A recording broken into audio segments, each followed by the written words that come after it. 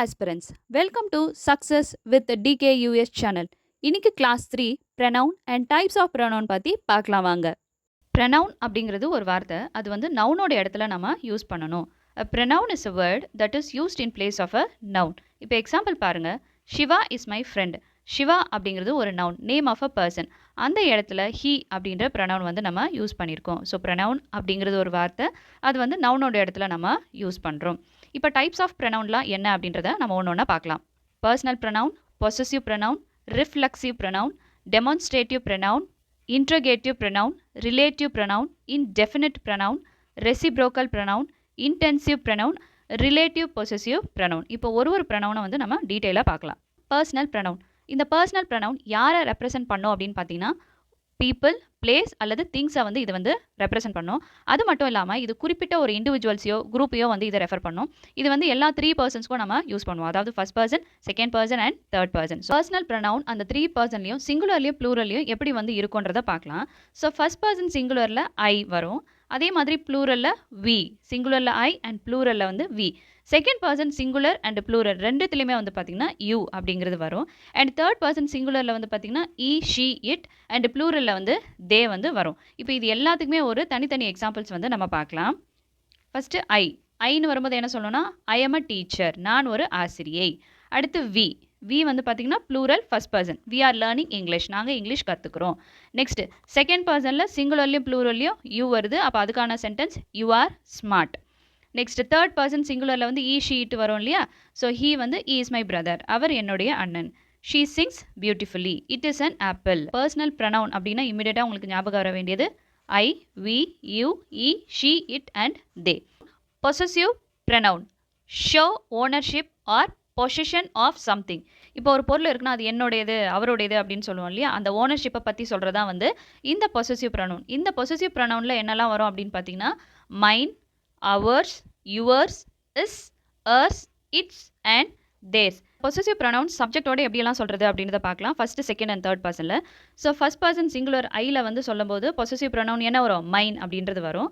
And plural first person ப்ளூரலில் we வரும்போது ours, எங்களுடையது அப்படின்றது வரும். அண்ட் செகண்ட் பர்சனில் யூ வந்து பொசசிவ் ப்ரொனவுனில் என்னவா வரும், யுவர்ஸ். தேர்ட் பர்சன் ஹீ அப்படின்ற மேல் பர்சன் வரும்போது இஸ் அப்படின்னு வந்து பொசசிவ் ப்ரொனவுன் வரும். அண்ட் ஃபீமேல் பர்சன் ஷீ வரும்போது என்ன வரும், ஹர்ஸ், அவளுடையது அப்படின்னு வரும். அண்ட் இட் அப்படி சொல்லும்போது பொசசிவ் ப்ரொனவுன் இட்ஸ், தே வந்து தேர்ஸ் அப்படின்னு வரும்.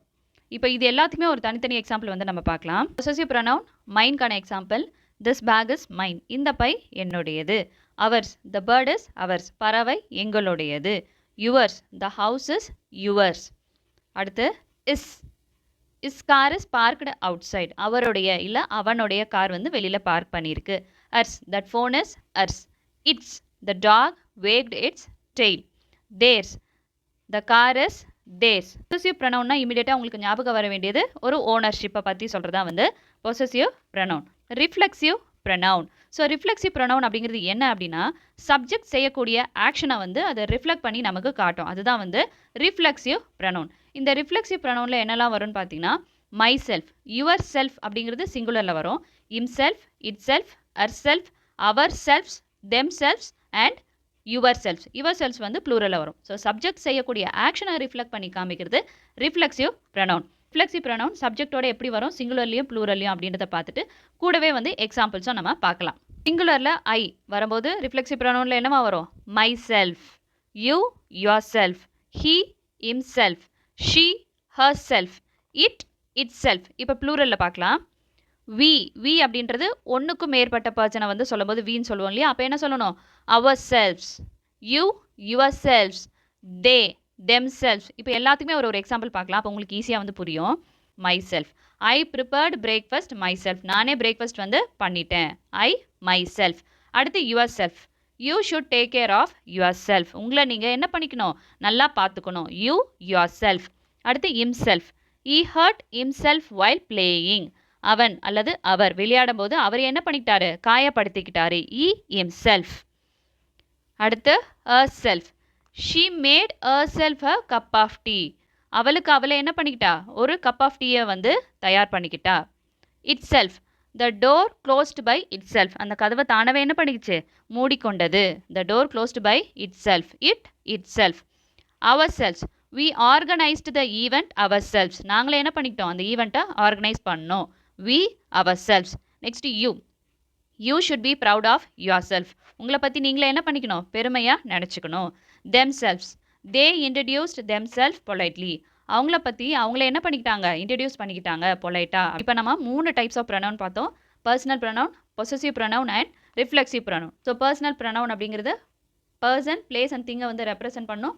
அது மட்டும் இல்லாமல் ஒரு குறிப்பிட்ட இண்டிவிஜுவல் அல்ல குரூப்பை வந்து ரெஃபர் பண்ணும். இது எல்லா 3 பர்சன்ஸ்க்கும் நம்ம யூஸ் பண்ணுவோம். அடுத்து பொசசிவ் அப்படின்னும் போது இமீடியட்டாக உங்களுக்கு ஞாபகம் வர வேண்டியது ஓனர்ஷிப்.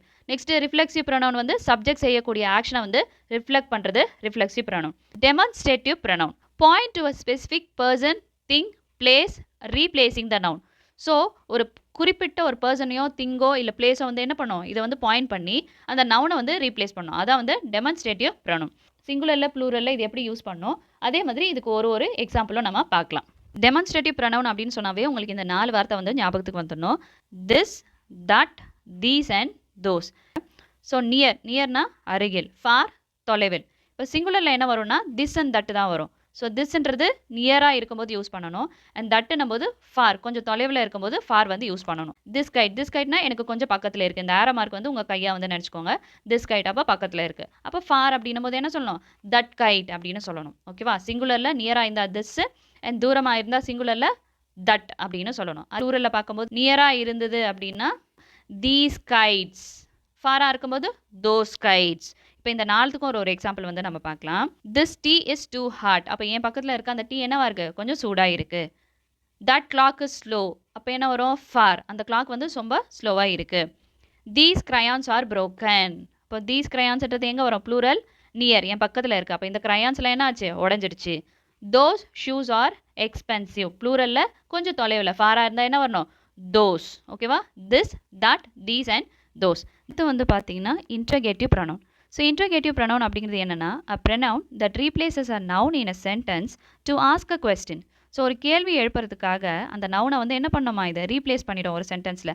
அதுதான் வந்து இன்ட்ரகேட்டிவ் ப்ரொனவுன். ஸோ இந்த இன்ட்ரகேட்டிவ் ப்ரொனவுனில் என்னெல்லாம் வரும் அப்படின்னு வந்து பார்த்தீங்கன்னா who, whom, whose, which and what. இப்போ எக்ஸாம்பிள் பார்க்கலாம். What is that, it is a cake.